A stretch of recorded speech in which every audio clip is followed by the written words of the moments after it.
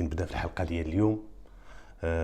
غادي نهضر على واحد القضيه كنت شرفت عليها. كان واحد النهار جا واحد السيد من الجاليه المغربيه المقيمه في ديار المهجر، في الديار الاوروبيه بالضبط، لا داعي لذكر الدوله بالضبط. كان كونجي هنايا عطله في الصيف عند والديه، عند الاب ديالو، عند الام ديالو. كما العاده كيجي كيدوز العطله بخير وعلى خير مع العائله ديالو، مع الاحباب، يدوز داك الشهير ديالو كيمشي. وكانوا والديه ساكنين في واحد الدوار اللي تابع لمنطقه النفوذ ديال المركز اللي كنت كنخدم فيه. وكتعرفوا الصيف المنطقه سخونه شي شويه، كاين الحراره. والعربيه تما بالاخص داك الدوار كان هاني. خلال المده ديال الاقامه ديالي وخلال المده ديال الاشتغال ديالي بداك المركز لمده 5 سنوات، هذاك الدوار عمرنا وصلنا ليه على شي مشكل. كانوا ناس مسالمين، السكان ديالهم فاهمين بعضياتهم، لا وجود لاي نزاع بيناتهم. جا يسجل شكايه هذا الوليد هذا اللي من الجاليه، جا يسجل شكايه من اجل السرقه. بطبيعه الحال انا اللي استمعت ليه خديت الاقوال ديالو شنو جا فيها. قلت بانه هو خلال فتره عطله هنا في المغرب عند العائله ديالو، بالضبط عند الاب والام ديالو، الاخوان ديالو اللي ساكنين في الدوار الفلاني واللي كيدخل في المنطقه النفوذ ديالنا. قلت كنت سهران انا والاخوان ديالي والعائله، بقينا كنضحكوا وهادي مور العشاء وهادي. قال لك سهرنا حتى شي الوحده ولا الوحده ونص د الليل. قال لك من بعد قال لك نعسنا كان الصهد خلاو البيبان ديال الدار محلولين. كتعرفوا هاد القضيه هادي كاينه في الناس ديال الباديه، لحقاش كيكون الامان وكيكونوا معروفين ومعارفين بعضياتهم، ما كيكونش عندهم الشفاره. كاين اللي في الصيف كيخلي الباب ديال دارو محلول الليله كامله وما كاينش اللي يمسو. وكانت هذه القضيه هذه كنا كنلاحظوها، كندوروا بالليل، كتكون عندنا دوريه ليليه ولا في شي دوار كندوزو كنلقاو الناس هو اللي ناعس قدام باب الدار، هو اللي كاين اللي ناعسين لداخل ومخليين الباب باش تهوى الدار، وما كيقيسهم حتى شي واحد. يعني كاين الامن والامان. قال لك على غير العاده تعاود لي على الليله اللي قبل، قال لك تنعست، قال لك بخير وعلى خير، قال لك ما ضربتنيش الفيقه، قال لك حتى الصباح. قال لك ملي فقت الصباح كنلقى، قال لك واحد جوج ديال التليفونات وواحد الكمبيوتر، واحد البيسي، قال لك مسروقين مهزوزين من الدار. قال لك كيفاش تسرقوا؟ قال لك راه شي واحد راه استغل النوم ديالنا، استغل بانهم كانوا ناعسين، العائله كامله ناعسه. قال لك وتسلل خفيه لوسط الدار لحقاش الباب كان محلول. قال لك التليفون كنت حاطو، قال لك حدا الراس ديالي كيتشارجا. قال لك الاخ ديالو كان مخلي التليفون ديالو حتى هو، وواحد البيسي ديالو، واحد الاورديناتور ديالو. قال لك تهز داك الاورديناتور وتهزوا هذوك الجوج تليفونات. قال لك وهذا اللي دار هذا الفعل هذه خرج مع طريق ومشى. قال لك ما حسيناش به لحقاش كانوا في نوم عميق، ما داو ما جابوا. قلت لي واش كتهم شي واحد في هذه القضيه هذه؟ قال لك اودي ما نقدرش نتهم شي واحد، حنا مولفين كنخليو الباب ديال الدار ديالنا. قال لك الصيف ديما فاش كنجي، قال لك المنطقه سخونه، قال لك ما عمر وقع لنا هذا الشيء، قال لك اول مره كيوقع هذا الشيء. المهم قلت ليه واش كتوجه الاتهامات ديال شي واحد؟ قال لك ما كنتهم حتى شي واحد. القيمه ديال المسروق قال لك تقريبا التليفون كان قال لي شي 4500 درهم، التليفون ديال الاخ ديالو شي 3000 درهم، وهذاك الاورديناتور قال لك تقريبا شي 8000 درهم باش شراه. هذه هي القيمه ديال الاشياء اللي مسروقه. بعد ما استمعت الاخ ديالو، لانه باعتباره حتى هو ضحيه، لحقاش حتى هو مشى ليه واحد التليفون ديالو، لحقاش مشاو جوج تليفونات. استمعت ليه بخصوص هذه النازله، حتى هو قال لك اودي كنا سهرانين حنا والعائله كامله. قال لك واحد الوقيته فاش جانا النعاس، قال لك فرشنا واحد حدا واحد، قال لك خلينا الباب محلول باش تغرب الدار، قال لك لحقاش كاين الصهد وما عندهمش المكيف ديال الهواء اللي هو الكليماتيزور، ما عندهمش. قال لك مولفين ديما كنخليو الباب محلول. قال لك حتى لهاد الليله هادي، قال لك الصباح فاش فقنا كنتفاجئوا بان شي واحد استغل هذاك النعاس ديالنا، قال لك دخل للدار خفيه بلا ما يحس به شي واحد من العائله، ودا البورطابل ديالو والبورطابل ديال الاخ، قال لك الاورديناتور ديال خويا.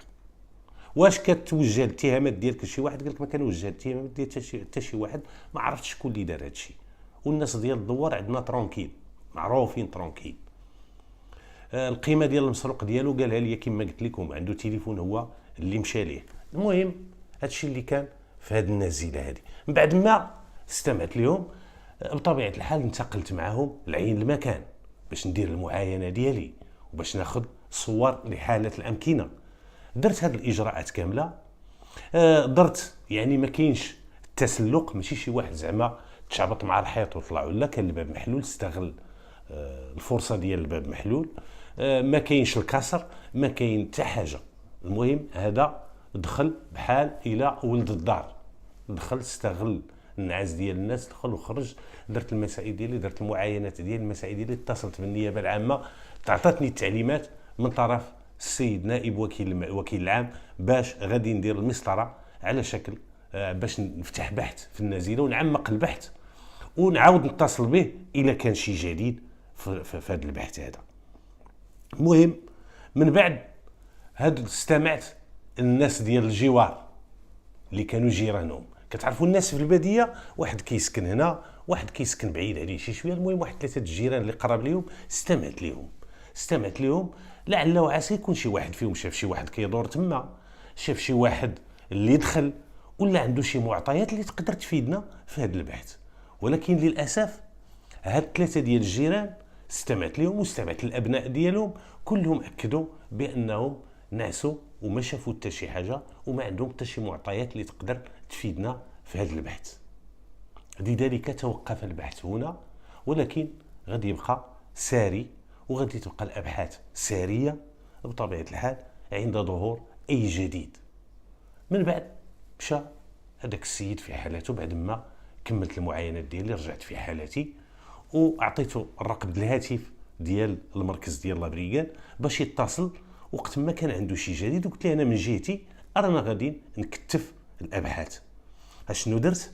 تواصلت مع الناس ديال التليفونات، عندي اصدقاء تواصلت معهم باش نوصيهم، عطيتهم النوع ديال التليفونات اللي تسرقوا، النوع ديال داك الاورديناتور لحقاش عطاوه لي الناس الضحايا، وقلت لهم هاد الحوايج راه مسروقه لواحد السيد وراه مفتوح بحث في هذه المساله هذه. قلت لي حاول باش تعلم الحريفيه كاملين اللي كيبيعوا ويشريوا في التليفونات باش يردوا البال، وإلا جا شي واحد يبيع هاد التليفونات وهذا البيسي هذا يحاول باش يتصل بك واتصل بيا. قال لي مرحبا.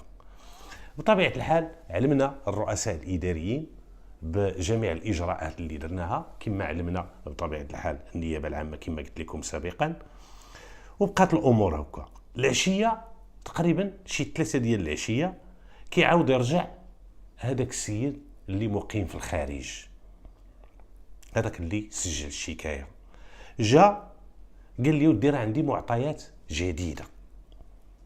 قلت له شنو المعطيات اللي عندك؟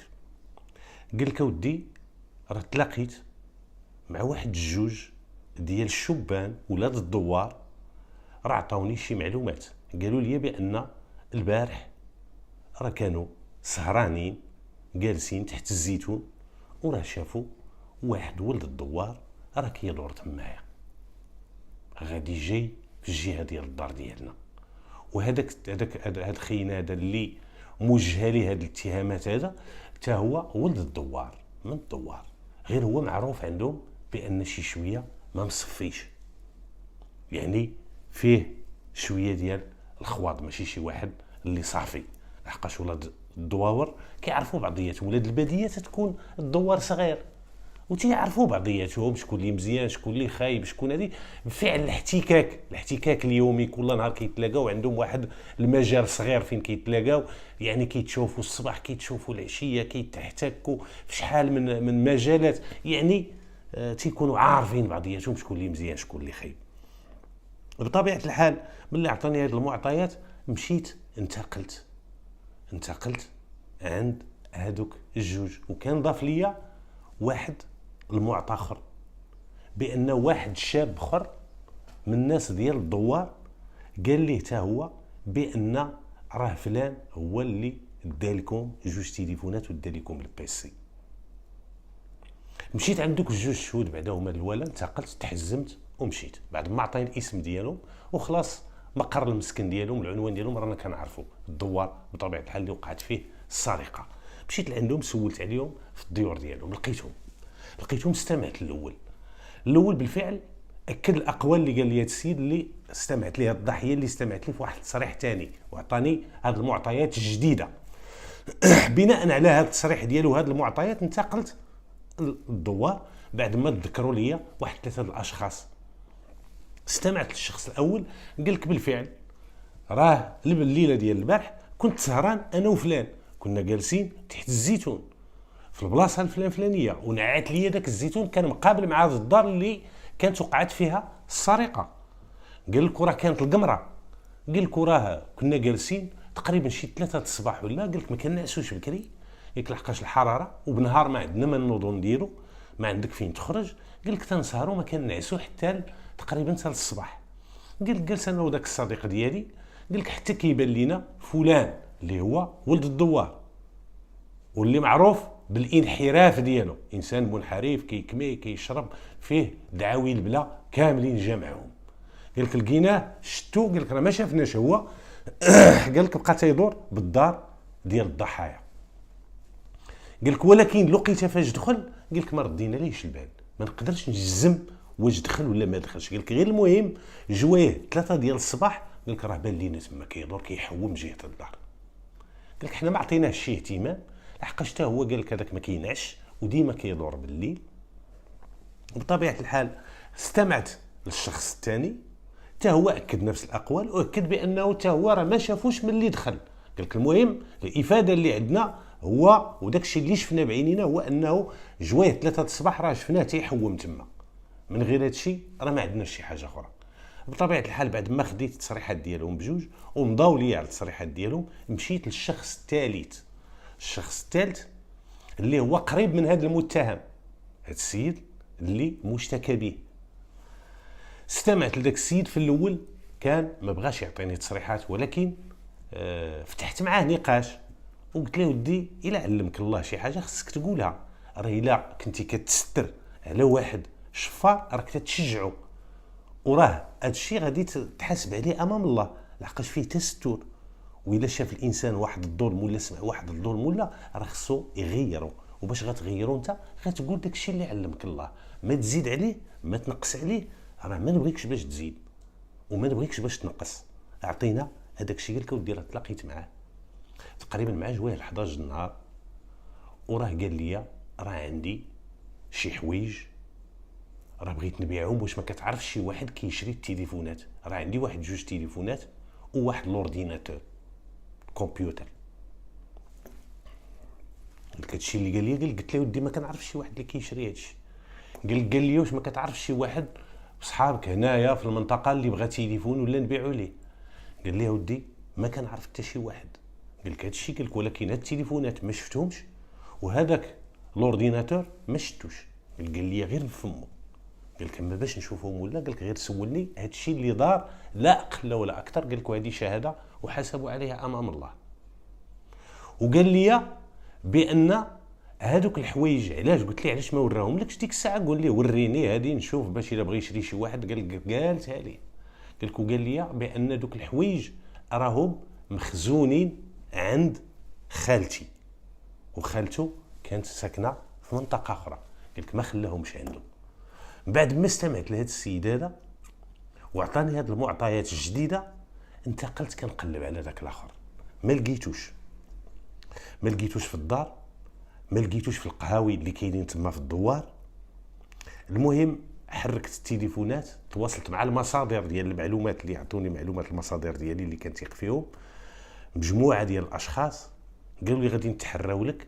المهم فات شي 4 ساعات قالوا لي ها فين كان في واحد القهوه في واحد الدوار اخر. مشينا على وجه السرعه حتى وقفنا لديك القهوه، باغتنا حنا ما كنعرفوش في وجهه لحقاش ما عمرو ما جا المصلحه ديالنا وعمرنا تصادفنا معاه. بدينا كنسولوا لي كارت ديال الناس اللي كاينين تما في القهوه، سميتك انت لاكارت، سميتك انت لاكارت. بعد ما حصرنا القهوه من جميع الجوانب حتى لقيناه. السلام، لاكارت ديالك. عطاني لاكارت، قلبتها، هو الشخص نفسه اللي كنقلبوا عليه. قلت لي يلا تمشي معنا. قال لك علاش غادي نمشي معك؟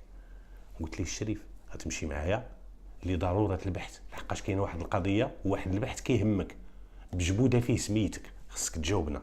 قلت لي راه هاد الناس كاملين طلبنا لهم لاكارت وتحققنا من الهويه ديالهم، اللي ما عنده حتى شي حاجه راه ما هضرناش معاه، وانت راه عندنا بك الغرض، وبسببك طلبنا لهاد الناس كاملين لي كارت. يلا تمشي معنا. قال لك انا واش عندكم شي اذن؟ قلت ليه الشريف انا غادي تمشي معنا دابا، غادي تمشي معنا وغادي نستمعوا لك، ومن بعد ملي نستمعوا لك الا كتشوف هادشي اللي درت معاك راه غير قانوني من حقك باش غادي تشكي بيا. راه كاين العداله، كاين الرؤساء الاداريين ديالي، وكاين هادي. المهم في التالي بطبيعه الحال استجب وركب معنا في السياره ديال المصلحه ومشينا لابريال باش نفتحوا معاه بحث. المهم ديك الوقيته اللي سولنا عليه كان الاب ديالو هو اللي لقينا في الدار، والاب ديالو حتى هو كانت السمعه ديالو ماشي تالتبنا في الدوار، كانوا منبودين في الدوار لحقاش كانوا عدوانيين يدابزوا مع الناس، وكانوا اي حاجه شافوها يقدروا يديوها. هذا الشخص هذا بعد المشتكى به ملي بوانتيناه وشخصنا الهويه ديالو لقيناه بانه عنده سوابق في السرقه. ها واحد القضيه بعدا بان السيد سبق ليه بان سرق وعنده ادانه قضائيه، ودابا عاوتاني غادي نواجهوه بهاد الحقائق وهاد الوقائع وهاد المعطيات اللي عندنا اللي كدينو اللي تجبد فيها. استمعت ليه بطبيعه الحال، نكر التواجد ديالو حدا الدار نهار الليله ديال اقتراف الجريمه. قالك انا ما كنتش تما وما درتش تما، وانا راه دخلت لدارنا بكري. مرحبا. قلت ليه فلان واش قلتي ليه عندك شي تليفونات باغي تبيعو؟ قال لك ما قلتليش. وما هاد الهضره هادي بغاو يرميو عليا الباطل، راه ما كيحملونيش في الدوار الشاف، وانا راه بغاو يصيفطوني للحبس. وكا عباد الله. انا مازال كنبحث معاه، جا الاب ديالو دخل لابريكاد وبدا كيجعجع. جاو عيطوا لي جدرمي، قال لك سمعت الغوات معاك، كنت معاه انا في واحد المكتب كنستمع ليه وكان ناخذ التصريحات ديالو. تسمعت الغوات، خرجت لقيت الاب ديالو. علاش تجيبوا ولدي؟ شكون نتوما؟ شكون دادات؟ شديتو دخلتو. قلت ليه الشريف الله يجازيك بخير، جوج كلمات، يا غتلزم الحدود ديالك، ما بغيتيش تلزم الحدود ديالك راه كاينه النيابه العامه، راك جاي كدير لنا الفوضى في اداره عموميه وكتسب. حنا راه ما جيناش دينا ولدك هكاك هكاك، بغينا نديوه. ولدك راه مجبود في قضيه، وكما كنقول لكم القاعده الاساسيه ديال الشرطه القضائيه وديال الابحاث هي ان اي شخص تم ذكر اسمه ضروري ما خص يتخادوا التصريحات ديالو، ضروري ومؤكد. توت بيرسون سيتي دوا تيتر اوديسيوني. هذه هي القاعده ديال الشرطه القضائيه. قلت له ولدك جبدات سميتو، راه غنستمعوا ليه وغيجاوب على مجموعه ديال الاسئله. الا جاوبنا اجوبه داكشي اللي قال وجاوب اجوبه مقنعه وعطى الدليل بان داكشي راه ماشي ما منوش، راه غنعيطوا للنيابه العامه وراه هي اللي غادي تفتي. حنا ما كنشدوا في الحبس، ما كنسلبوا الحريه لحد، ما كنعتقلوا حد، حنا كننفذوا الاوامر ديال النيابه العامه وديال قاضي التحقيق. قلت باش نكونوا فاهمين. وإلا شتي انت ما باش غتدخل ديرنا الفوضى هنا راه ماشي من حقك. الله يجازيك بخير، لزم الحدود ديالك. وولدك راه كبير، جلس هنايا حتى نسالي. بغيتي تمشي معاه سير، بغيتي تسناه برا سير. قال لك لا غادي نمشي في حالتي. مشى في حالته. بديت كنستمع ليه، استمعت ليه. هادي نكر التواجد ديالو كما قالوا دوك الجوج بان راه كان تيحوم حدا الدار. قال لك ما كنتش تما. هذاك الكلام اللي قال داك السيد قال لك ما قلتوش. عيطت على دوك الجوج اللي استمعت ليهم، وعيطت لهذاك اللي عطاني، ودرنا المواجهه بناء على التعليمات ديال النيابه العامه. خلال المواجهه بقى السيد متشبت بالاقوال ديالو وتينفي نفيا قاطعا اي علاقه عنده بهذه النزيله هذه. من بعد اش غادي يوقع؟ غادي نديروا الاتصال وخدينا الاذن باش نمشيو نديروا ليه التفتيش في الدار. مشينا درنا التفتيش في الدار بطبيعه الحال. ملي قلبنا الدار بالحضور المستمر ديالو، بالحضور المستمر ديال الاب ديالو، بطبيعه الحال هذه العمليه ما عطات حتى شي نتيجه ايجابيه، وما لقينا حتى شي حاجه عندها علاقه بالقضيه ديال اللي كنبحثوا فيها، وكما انه ما لقينا حتى شي حاجه مخالفه للقانون. بطبيعه الحال من بعد غادي نرجعوا وغادي نمشيو، حطيناه في المكتب ومشينا عند الخاله ديالو، لحقاش جبدات بان قال لذاك السيد، لذاك الوليد داك الشاب، قال ليه بان، قال لي لحقاش ملي قال لي داك الشاب وريني التليفونات ووريني البيسي، قال لي خزنهم عند خالتي. سولنا على خالته فين كاينه في واحد البلاصه كاينه حتى هي ضمن منطقه النفوذ ديالنا. انتقلنا لعندها استمعنا لها، قلت لك اودي بالفعل بعد ما طلعنا على الصفه ديالنا وعلى السبب ديال القدوم ديالنا، قلت طلبنا منها باش تعطينا تصريح. جابت لاكارت ديالها، خدينا الهويه ديالها، سولناها، قلت لك بالفعل هذاك راه ولد الاخت ديالي، وراه كان جاب ليا مع الصباح شي واحد البيسي، واحد جوج تليفونات، النوع ديالهم واللون ديالهم. قلت له ودي كنديرهم في واحد الصويك صغير ساكادو. قلت لك ما عرفتهمش وما شفتهمش مباشره، غير قال لي هادو عافاك يا خالتي خليهم عندك هنايا. قلت لك راه من موراها تقريبا مع شي جوج ولا، قال لك هذا باغي قبل منكم شي 3 سوايع ولا، قال لك راه جا وراه هزهم داهم من عندي، انا ما عندي حتى شي حاجه. قلنا لها عافاك غتمشي معنا للمركز، استمعنا لها وعطاتنا هذه الافاده هذه. مشينا للمكتب، قلنا لها الخاله ديالك اش كتقول بان حطيتي عندها جوج تليفونات وبيسي، فينا هما جوج تليفونات والبيسي اللي خديتي؟ وهذا السيد الضحيه قال لك مشاو ليه جوج تليفونات وبيسي، ربما يكونوا هما، راه ما يمكنش بالصدفه غادي يكون تطابق في العدد ديال التليفونات وفي البيسي، ما يمكنش، راه يمكن انت اللي ديتي هادشي. عاوتاني ملي استمعنا ليه واجهناه بالتصريحات ديال الخاله ديالو، انكر. درنا ليه المواجهه مع الخاله ديالو، بقات عيد انا فين جبت عندك، واش تانتي، واش هادي فين قلت لك، وهذاك غير كان عندي فيه شي حوايج ديالي راه جبته. قلنا ليه فين هذا الساكادو كي داير، فينا هو؟ قال لك راه واحد ساكادو كان حط عندي واحد صاحبي راه سافر راه داه، غير كنا كنتسناو في المحطه وكان ثقيل ما قدرش يهزو، وقال لي نمشيو نقضيو واحد الغرض، واش عندك شي واحد عندنا ما تحطو. المهم كيدخل ويخرج وهضرت وما راكباش، ولكن رغم ذلك باقي ملتزم بالنفي وملتزم بالانكار. باش نثبتوا عليه خصنا نحجزوا هاد التليفونات بجوج وهاد البيسي، ولكن للاسف ما قدرناش نحجزوهم. غير كاينه معطيات كتاكد بان داك السيد عنده علاقه بهاد القضيه، كاينه قرائن تدينه، ولكن ديما القضاء كيعتمد على شي حاجه اللي ملموسه.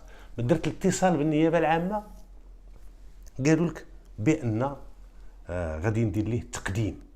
درت الاتصال بالنائب ديال السيد الوكيل العام اللي بعد ما عطيته هذه الاجراءات، ودرنا تفتيش في الدار ديال الخاله ديال داك السيد، ما لقينا حتى شي حاجه، في الدار ديالهم ما لقينا حتى حاجه. هذوك الناس اش كيقولوا دوك الشبان وهو تينكر، الخاله ديالو حتى هي عطات معطيات نكرها، في المواجهه بقى متشبت بالاقوال ديالو، كاع هاد المعطيات نقلتها للممثل ديال النيابه العامه اللي هو السيد نائب الوكيل العام.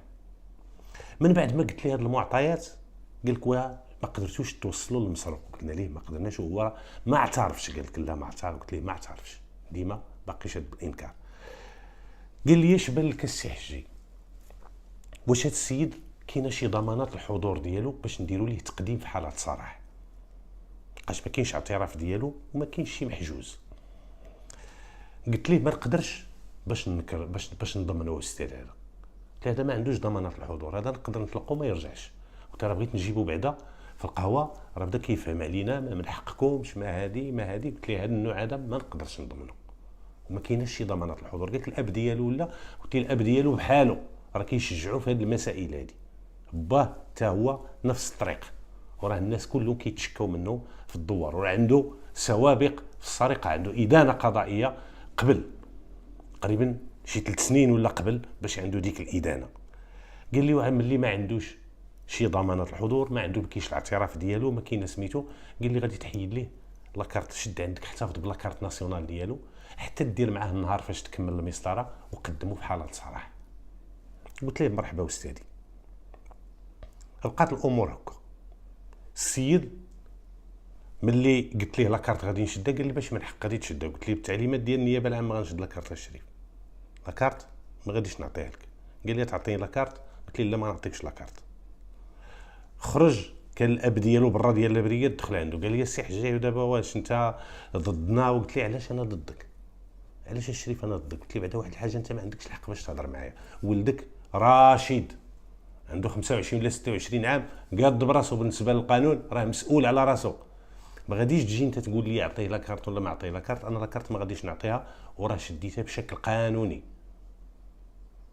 قال لي حنا غادي نشوفوا، انت يا بغيتي تصيفط ولدي للحبس بزاز. قلت لي الشريف ولدك ما عنديش معاه شي عداوه، ما عمري تلاقيت معاه، ما عمري تشوفت انا وياه. جمعتني معاه هذه القضيه، لا اقل ولا اكثر. وما عنديش بيني وبين ولدك شي حساب باش نصفي معاه، وما عنديش حسابات انا باش نصفيها. انا هنا كندير خدمتي وكنفذ التعليمات ديال النيابه العامه. مشى العشيه عاود رجع عندي بالليل تقريبا شي 8 الليل، وبدا يساوم فيا. والسي حجاج الا كان قلت لي شوف نقول لك واحد الحاجه، انا راه غادي تجبد لي شي حاجه تعطيها لي غنديرها كرشو وغادي نعيط للنيابه العامه. انا راه ما كنبيعش ونشري. لاكارت ديال ولدك ما غادي تديهاش. احنا سالينا الهضره، الله يجازيك بخير، الله يعاوننا ويعاونك، سير في حالتك. نهار غادي نوجد المسطره ونكمل البحث، راه ولدك غادي نعلمو، غنصيفط ليه استدعاء وغادي نقول ليه التاريخ والساعه فاش غادي يجي. قال لي احنا غادي نشوفوا واش غتعطيني لاكارت. قلت له وصافي يا سيدي، سير الله يعاوننا ويعاونك. بقاش لاكارت. علاش؟ بعد ما تحريت كان ولدو باغي يزيد، شوف باغي يزيد لشي مدينه ولا هادي، وغيخلي داك الملف معلق. لحقاش كما قال لي السيد نائب الوكيل العام، قال لي اش بان لك السي حجي واش غادي يرجع؟ قلت له هذا محال واش غيرجع. ما يمكنش انا نضمن واحد نقول للاستاذ راه غادي يرجع. كتقول للاستاذ هذا غادي يرجع كنضمنوا، لحقاش كتعرف والديه، كتعرفه هو، كتعرف انسان اللي ما كيهربش من المسؤوليه ديالو، كيواجه المسائل ديالو ويحاول يلقى ليها حل. اما الهروب راه ما فيهش حل، وراه ماشي حل هذاك، غير كتاخر الحل ديال واحد الحاجه، صافي لا اقل ولا اكثر. المهم السيد بدا كيساوم فيا، صافط ليا شي ناس هادي جاو عندي. قلت لهم ودي ما نقدرش نرد لاكارت ما نقدرش نردها عليه. ملي قنع اش غادي يدير؟ مشى كيتقاتل مع ديك العائله اللي تسرقوا واللي سجلوا الشكايه معهما ولاد الدوار واحد. المهم شوف اشنو دار بيناتهم. دازت شي يومين ولا 3 ايام تقريبا مور ما سجلنا هذيك القضيه، جا عندي الضحيه هو والاب ديال المشتكى به. الضحيه جا عندي وجاب لي تنازل. السلام سي حجي، لاباس بخير هانيه الصحه لاباس؟ قلت لهم جلسوا، دخلوا عندي للمكتب قلت لهم جلسوا بخير لاباس هانيه شحال بالخاطر. قال لك السي حجي راه جينا على القضيه اللي سجلنا ديك السرقه. وقلت لها شنو كاين شي جديد؟ لا، قال لي ما كاين لا جديد لا والو، راه بغينا نتنازلوا. وقلت لي شوف نقول لك واحد الحاجه، انا تنازل ما عندي ما نشد عندك، تنازل ما نشدوش عندك. قلت لي التنازل سير ديه للمحكمه وعطيه. هذا كان مبدا ديالي، كنتش نبغي نشد التنازل درت انا البحث، شديت التعليمات فيها التقديم ديال المعني بالامر في حاله صراح، راه غادي ننفذها لا اقل ولا اكثر. ما غاديش نبقى هادي ولا هادي. المهم قلت ليه باش غادي نشد التنازل ونبدا نعاون واحد مجرم ونبدا نسهل ليه في المأموريه. قلت ليه لا، قلت ليه انا ما تنحملش هذا الشيء وما كنديروش، وهذه رساله ونصيحه للزملاء، ما تشدش التنازل لحقاش التنازل فيه الشبهه. مجرد ما كيقول لك راه شد التنازل يعني راه شد معاه الفلوس، ولا التنازل لا. واش درت خدمتي؟ سير للمحكمه اخويا ديه، هي صاحبه الاختصاص، دي لها التنازل ولا دبر راسك ولا ما تعطيش ولا سمح في حقك ولا سوقك هذاك. وانا ما كنبغيش، كان كيضرني خاطري خصوصا الا كانت شي جريمه ديال السرقه ولا بحال اعتراض السبيل ولا ويدار تنازل للمجرم، ما كنقبلهاش. حنا كتشوفوا هذيك خلاص خدمتنا، ضربنا تماره وشحال ديال الكتبه وشحال ديال الجرة، ودرنا التفتيش في 2 ديور، وشحال من واحد سمعنا ليه. يعني تماره ديالنا الله اللي مطالع بها، وتجي في الاخر نتايا وتسمح وتقول لنا انا بغيت نسمع. ما كيدارش هذا الشيء، وهذا فيه تشجيع للمجرم. المهم ما شديتش عندهم التنازل، قلت لهم الله يعاوننا ويعاونكم. الغد ليه في الصباح كيعيط ليا شخصيا جناب الوكيل العام. جاوبتو لحقاش تتكون عندنا النوامر ديال السيد الوكيل العام، النواب ديالو كاملين، النمره ديال السيد وكيل الملك والنواب ديالو كاملين، يكونوا عندنا النوامر لحقاش هادوك هما الرؤساء القضائيين ديالنا. فاش كنكونوا كنمارسوا الشرطه القضائيه، هادوك هما الرؤساء ديالنا، هادوك هما اللي كيعطيونا التعليمات، وهادوك هما اللي كيوجهونا في الابحاث ديالنا. المهم عيط ليا السلام السي حجي، قلت له احتراماتي جناب الوكيل العام. قال لي السي حجي بغيت نسولك على واحد القضيه، اش فيها قلت له كاينه جناب الوكيل العام، انا اللي سجلتها. قال لي غادي نسولك هذاك السيد اللي هو مشتكى به باي حق حيدتي ليه لاكارت ديالو، وما هو المستند القانوني ديالك باش تحيد ليه لاكارت ديالو. وقلت ليه جناب الوكيل العام كنعرف هذاك حق دستوري كيخولوا ليه الدستور، لاكارت ناسيونال ما فيهاش اللعب، لحقاش ممنوع تحيدها اذا ما كانتش بتعليمات ديال النيابه العامه. قلت له استاذي اعرف ما لي وما علي، ما يمكنش باش نحيد البطاقه الوطنيه لشي واحد بدون تعليمات. قلت له راه احتفظت بها استاذ بناء على التعليمات ديال النائب ديالكم الاستاذ فلاني. قال لي واش الاستاذ اللي عطاك التعليمات؟ قلت لي الاستاذ اللي عطاني التعليمات جناب الوكيل العام. وكانوا عنده هذوك عنده في البيرو الاب ديال هذاك المشتكى به، هو وولده كانوا عنده كيشكاو حجي دار لينا فعل لينا ترك لينا لحقاش زيرت عليهم لونكيت. وقالوا لي راه ما بغاش يشد عندنا التنازل، وقال لي جابوا لك التنازل. قلت التنازل ما كنشدوش جناب الوكيل العام، يجيبوا لكم استاذي وعطوه لكم، لحقاش التنازل فيه شبهه، كنبغيش انا كنبعد راسي على الشبهه وما كنبغيش نشدو. وواحد الحاجه مجرم باش نسهل ليه المأموريه ونسهل ليه الاجراءات، لا سير للمحكمه وسير شوف المحكمه وهي على المغرب الدفاع هي اللي غتسمح لك، حنا غير كنوصلوا الخبز للفران لا اقل ولا اكثر. هذا هو الدور ديال الضابطه القضائيه. المهم مشى شكا بيا عند الوكيل العام. جاوبت السيد الوكيل العام موراها شي 10 دقائق تعيط لي الاستاذ نائب الوكيل العام اللي عطى، قال لي واش عيط لك الوكيل العام؟ قلت له عيط لي. قال لي علاش عيط لك؟ قلت له عيط لي على القضيه الفلانيه وعلى التعليمات ديال ديك لاكارت. قال لي راه شرحت معاه، عيط عليا ولا تاكد. قلت له انا اللي عطيته التعليمات باش يحتفظ بالبطاقه الوطنيه ديال داك السيد، لحقاش ما عندوش ضمانات ديال الحضور.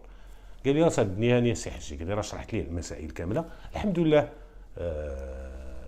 السيد الوكيل العام عرف وتاكد بان راه حيدت لي لاكارت في اطار قانوني، ماشي غير جيت من ديتي وراسي واجي حيد لاكارت. وبالمناسبه هذه رساله كنوجهها للزملاء، ما تحيدش لاكارت ناسيونال لشي واحد بدون اذن ديال النيابه العامه، حقاش هذاك الفعل ممنوع. الا كانت عندك تعليمات وكانت على اسس قانونيه مرحبا، اما باش ديرها على من ديتك راسك راه يقدر الانسان يتابعك لحقاش جربتيه من احد الحقوق الدستوريه ديالو اللي كيخولها ليه الدستور المغربي. نرجعوا للقضيه ديالنا.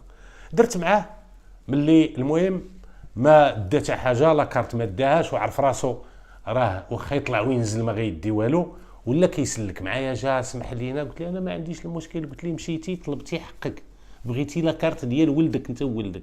قلت لي انا ما عنديش مشكل. قلت لي حتى انا عيط لي السيد الوكيل العام، رانا جاوبته قانوني والقاني بان راه حيدت ديك لاكارت بشكل قانوني ماشي من ديتي راسي. اش حب الخاطر دابا؟ قال لي لا والو، غاجي نطلب منك السماح. قلت لي مسامحين دنيا واخره، انا وياك ما مشاركين لا في دار لا والو، الله يعاوننا ويعاونك. وعطيت واحد الاستدعاء، قلت له واش تدي استدعاء ولدك ولا نجيبها ليه بيدي؟ قال لي نديها ليه. قلت ليه قول ليه بعد غدا ان شاء الله نهار الخميس يكون عندي هنايا مع 8:30 ديال الصباح 9 راه كاين التقديم ديالو. قال لي مرحبا. بطبيعه الحال امتثل، جا معاه ذاك الضحيه، مشاو قدمتهم، تقدم في حاله صراح. قلت لي سير شد شي ترونسبور وسير سبقني للمحكمه. داه معاه ذاك الضحيه، مشاو بجوج. دخلت المسطره للسيد الوكيل العام، نائب الوكيل العام قراها، دخلهم بجوج، دخل الضحيه، دخل هذاك، في التالي عطاوه التنازل. وكان غادي بطبيعه الحال يدير ليه الايداع في السجن، ولكن السيد دار التنازل، تنازل على الحق المدني ديالو. والسيد النيابه العامه حتى هي دارت المتابعه ديالو في حاله صراح وتطلق ومشى في حالته. دست عليها ايام. انتم غتشوفوا العواقب ديال شي حوايج كيديرها الانسان وما كيعرفش شنو غادي يقدر يترتب عليها. بحال هاد السيد اللي دار ليه هاد التنازل. هاد الشاب كان دار واحد الفعل جرمي، خصو يمشي يتربى عليه، خصو يمشي يتربى. سرق باش تدخل الديور الحرمه ديال الناس، خصك تمشي تربى، ما تستاهلش يدار لك. انا هذا منظوري الخاص وهذه قناعات ديالي. ما يمكنش ما تنقبلش واحد مجرم شفار كيجريسي كيقتل كيدير ديال الناس كيتعدى على عباد الله يدار ليه الثاني. خصو يمشي يتربى. على هذا غادي تشوف واش غادي يوقع من بعد هاد النازله هذه. تقريبا شي 4 شهور ولا 5 شهور، 4 شهور ولا 5 شهور، واحد النهار كيعيطوا لنا من نفس الدوار اللي ساكنين فيه هادو. قالوا لنا بان راه وقع شي جار، واحد المخاصمه المدابزه وقعات بين واحد الجوج ديال العائلات، وبان واحد من هاد العائله، من هاد الجوج عائلات، راه جاتو الضربه في الراس وتكرفصوا عليه شي وحدين، راه قتلوه وراه هربوا. انتقلنا لعين المكان بطبيعه الحال. ملي وصلنا لقينا واحد الرجل مسن، يكون عنده تقريبا تكون عنده السبعينات، عنده عده ضربات في الراس ديالو. لقيناه ناعس على واحد البركه ديال الدم، يعني مسرح الجريمه هو هذاك، وعنده عده ضربات، يعني اعتداء شنيع على واحد الرجل مسن.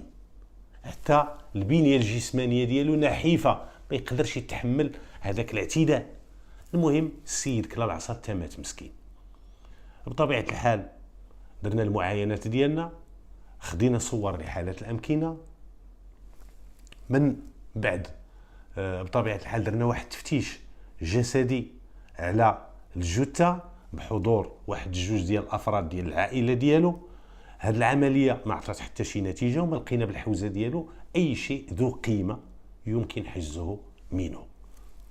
ومن بعد خدينا التصاور، درنا المعاينه ديالنا، درنا المسائل ديالنا والاجراءات القانونيه كامله. تهزات الجثه على متن سياره المصلحه ومشات لمستودع الاموات باش غادي تخضع للتشريح الطبي باش يتعرف السبب الحقيقي ديال الوفاه. ومن بعد استمعنا لهذوك العائله ديال الضحيه، استمعنا للزوجه ديالو، واستمعنا لواحد الابنه ديالو وواحد الابن ديالو، كاملين تاكدوا بان هذاك السيد اللي مات راه دابز مع الاب ديال هذا اللي دار ليه التنازل في هذه السرقه.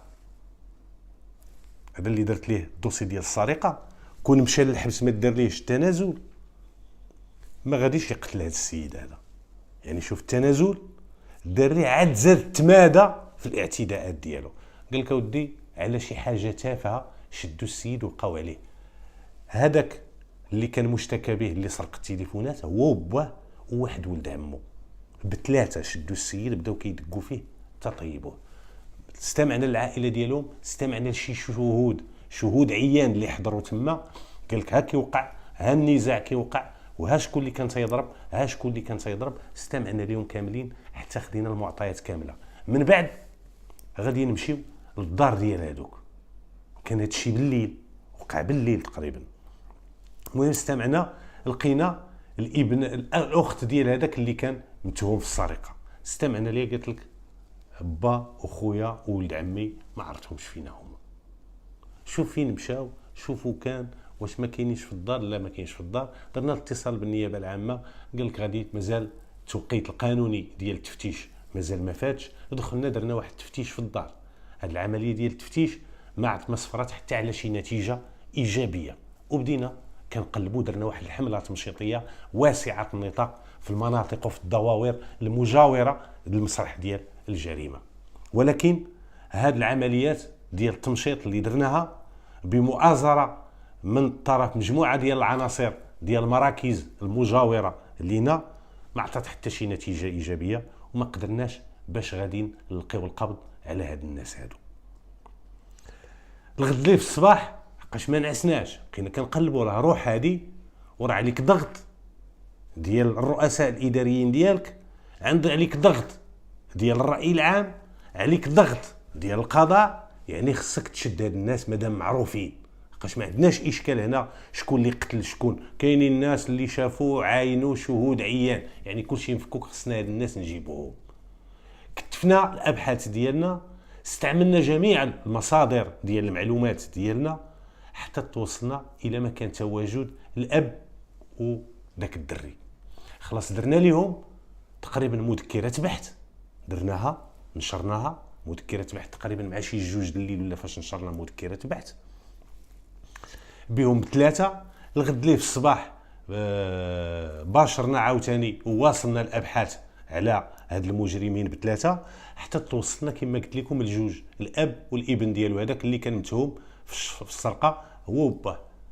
قالوا لنا الدار فين كانوا مخزونين، مشينا حاصرنا الدار.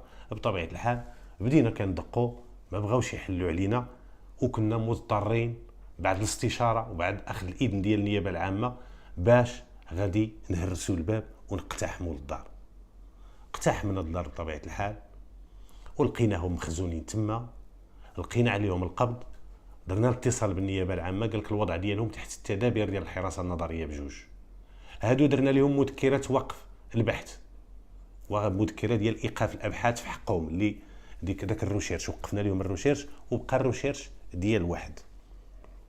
قلنا لهم اللي شديناهم فين الثالث ولد عائلتكم اللي تا هو، قال لك هذاك راه كاين في الديار الاوروبيه، هذاك راه مهاجر من المغاربه المهاجرين في الخارج، وقال لك راه غير البارح دار ديك الجريمه معنا، راه ديمارا وراه هرب. شكون اللي قال لك هو اللي ضرب هو اللي دار؟ حنا ما درنا والو، بغاو يلصقوا ليه كلشي. فين مشى؟ قال لك راه هز وراقو البارح بالليل مور ما وقعت الواقعه، وهز الطوموبيل ديالو وراه مشى باش غادي يخرج. بطبيعه الحال ملي سمعنا هذا الخبر، لحقاش ما كانش في خبرنا حنا بان راه كاين على برا وتيعيش على برا، ملي سولنا وخدينا المعلومات ديالو وخدينا المسائل ديالو بوانتيناه عند الشرطه وقالوا لنا بالفعل بان غادر التراب الوطني في ديك الليله غادر التراب الوطني من المعبر ديال سبته مع الصباح بكري، يعني شد الطريق الليله كامله وشد الطريق صباح مع الصباح في سبته، دخل لسبته ومن تما شوف اش دار، واش شد الطياره واش شد الباطو ومشى في حالته. كاين اللي غيقول لي علاش هذا درتوا ليه مذكرات بحث درناها في ذاك الليل، ولكن مازال ما تعممات على المراكز ديال الدرك الملكي، ولكن الشرطه هما اللي مكلفين بالمراقبه فسميتو في المعابر الحدوديه، هما اللي كيبوينتيو الناس، لحقاش هما اللي عندهم قاعده البيانات، وفي المطارات وفي الموانئ الشرطه هما اللي كما كيعرفوا المغاربه كاملين، هما اللي كيكاشيو الباسبورات. هذاك الروشيرش مازال ما وصلش لعنده، المديريه العامه ديال الامن الوطني مازال ما وصلش. هذاك الشيء علاش هذاك السيد قدر باش يخرج قبل ما تعمم هذيك المذكرات بحث وفلت من القبضه ديال العداله بطبيعه الحال. وهذوك الجوج تشدوا، جبناهم، حاولوا باش غادي يحملوا المسؤوليه كامله لهذاك اللي مشى للخارج، حقاش كيقولوا هذاك مشى ونحملوه المسؤوليه، في حين ان تصريحات ديال الناس الشهود اللي حضروا بان هذاك غير الدور ديالو غير ثانوي. هاد الجوج هما اللي كان عندهم دور رئيسي في الوفاه وفي القتل ديال هذاك الضحيه، ذاك الرجل المسن. المهم التصريحات ديالهم واجهناهم، بقاو متشبتين بالاقوال ديالهم، هي ضربناه ولكن شكون اللي ضرب بالعصا وشكون اللي دار بهادي شكون اللي دار بهادي. هو قال لك هذاك الراجل، قال لك راه ولد خويا اللي مشى دابا هرب، هو اللي دار كلشي، ولصقوا ليه كلشي في ظهره. ولكن رغم ذلك كاينين شهود اللي كيأكدوا يعني كلامهم راه بطبيعه الحال كاين نقيض ديالو شكون اللي كينقضوا واحد تصريحات ديال الناس ما عندهم لا نقل جمال في هذا الشيء. شافوا، وماشي واحد ماشي جوج ماشي 3 ماشي 4، تصنتنا ل8 ديال الناس اللي تصنتنا من السكان ديال الدوار اللي كانوا حاضرين تما، واكدوا بان هذاك الاخر اللي هرب عنده دور ثانوي. هذوك هما اللي صحاب المشكل وهما اللي وكلوه العصا الصحيحه. سولناهم على اداه الجريمه، قال لك اودي هذاك هو اللي كان تيضربوا بواحد العصا ما عرفتش فين رماها. حاولنا باش توصلوا اداه الجريمه ما لقيناهاش. بطبيعه الحال استمعنا اليوم، درنا واحد المسطره على حقها وطريقها. بطبيعه الحال خرج التشريح الطبي كيقول لك بان السبب الوفاه ديال السبب الحقيقي ديال الوفاه هو واحد تروماتيزم كرانيا كان عنده هنايا في الراس، كان عنده ضربه في الراس هي اللي قتلته، هي اللي اجهدت عليه، وداموا الامانه امانته. نتمنى من الله سبحانه وتعالى باش يرحموا في هذا النهار الكبير عند الله. من طبيعه الحال دارت لهم المستدرة ديالهم، والاخر دار ليه الريشيرش، تقدموا امام انظار السيد الوكيل العام. بطبيعه الحال بعد الاستنطاق ديالهم حالهم على قضيه التحقيق. قضيه التحقيق بالدور ديالو بعد الاستنطاق دار لهم الايداع في السجن على ذمه التحقيق باش يحقق معاهم. بعد ما استكملوا جميع مراحل ديال التحقيق كان صدر في حقهم واحد الحكم نهائي حائز لقوه الشيء المقضي به، اللي هو 30 سنه 30 سنه لكل واحد. الاب 30 سنه والابن 30 سنه سجنا نافذا. داز الاب دوز مده في السجن، ما تقبلش الامر، بقاش هو كان متقدم في السن، ولكن ما كانش عنده العقل، ما كانش تيحضر عقله. دوز واحد المده في الحبس، ما رضاش بطبيعه الحال، وتمرض امراض مزمنه ووافته المنيه في السجن، وولده باقي تيقضي في العقوبه ديالو. وهذاك الاخر اللي هرب راه مازال ما يقدرش يدخل دابا للمغرب لحقاش عنده مذكرات بحث. يعني اشوف الخاتمه كي كانت ديال واحد الطاغيه، نهايته واحد الطاغيه، واحد النهايه اللي كانت خايبه. يعني الانسان، وهنا خصنا ناخذوا دروس، وانتم كتشوفوا اشنا هما المسائل اللي كترتب على التنازل. شوف هذا الدري هذا دابا دار ليه التنازل، ها هو سلت من العقوبه ديال السرقه، من موراها غاب شويه هو الدابزه هو قتل السيد. يعني التنازل راه معضله حقيقيه عندنا، خصنا نحاربوها في المجتمع ديالنا. واخا تكون ولد عمي واش تشديتي على شي حاجه كيجرمها القانون، شتي لا تخاصمنا سبيتيني سبيتك، حضر الشيطان في واحد الوقت، ما كاين باس دير التنازل. جيران حضر الشيطان بيناتهم، ما كاين باس دير التنازل. اخوه واحد جوج الاخوه كان شي نزاع خوي بيناتهم، كاين الدم، ما كاين باس دير التنازل. واحد بين المراه والراجل دابزو، ما كاين باس نقبل التنازل ونجري في الصلح. ولكن بالنسبه لواحد كيشفر وواحد كيكريسي وواحد سميتو كدير ليه التنازل، شيء لا يقبله العقل وشيء منبوذ، وما خصش هذا العاده هذه خصها تحيد عندنا من بلادنا، وخصها تحيد من السلوك ديالنا، ما تبقاش السلوك ديالنا. واش درتي يا خويا واحد الاجرام واحد الجريمه سير تربى. كما كتشوفوا ها هو ما ترباش في الاولى، بدا متمادي، ها هو اش دار واحد الحاجه اللي كبيره منها. نتمنى باش تخاد عبر ودروس من هذه النزيله هذه، وتوصل الرسائل ديالي بطبيعه الحال. كما اتمنى باش نكون توفقت توفقت في السرد ديال القضيه، ونتمنى نكون عند حسن الظن ديالكم. ومره اخرى اغتنم الفرصه باش نشكر الناس المنخرطين الجدد، خوتي وخواتاتي اللي يلا التحقوا بالقناه. الف مرحبا بكم وبالاحضان بين افراد العائله الكبيره ديالنا. وكاين واحد التساؤل قبل ما نكمل، وضروري خصني، حقاش هذا السؤال مهم خصني نجاوب عليه. كيهم الناس ديال الخارج اللي كيجيبوا الطوموبيلات الخارج. شحال من واحد قريت في واحد التعليق، واش ممكن نعطي لهذا السياره مستورده مؤقتا من الخارج، الطوموبيلات ديال الخارج اللي عندهم الترقيم ديال الخارج هذوك يا اخي، باش تعطي لشي واحد السياره ديالك يسوقها ممنوع منعا كليا. هذيك مخالفه جمركيه، والمخالفه ديالها والضعيره ديالها غاليه. يعني الانسان خصو يعرف اش كيدير. ممنوع يسوق شي واحد الطوموبيل ديال الخارج انت تقدر تعطيها لشي واحد. الا كنتي حاضر في الطوموبيل مثلا، كان مسافر معاك ولا خارج معاك، تتعطيه وانت جالس حداه جالس جنبه. الا وقفوك جدرمي ولا البوس مثلا، تقدر تقول لهم مريض عييت بالطريق وعطيته باش يعاونني. اما باش يسوقها ويكون بوحده وانت ما كاينش، هذيك راه مخالفه جمركيه. كدار السياره في المحجز ويدار لك محضر، وتمشي تخلص ديك الدائره عند الديوانه، وتجيب الروسي باش تخلصي ديك الدائره، عاد كتعطاك السياره ديالك. اما الا بغيتي تعطي السياره ديك خصك تعطيها ليه من الخارج، ودير ليه وكاله ويدخلها بديك الورقه ديال البيان ديال الاستيراد تكون في سميتو، درتي ليه وكاله ليه ويدخلها في سميتو.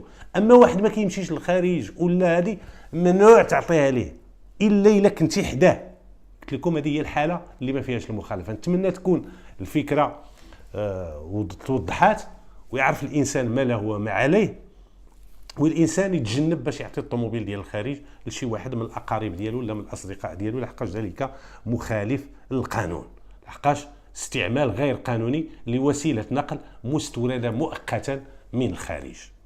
هذا الشيء اللي كان.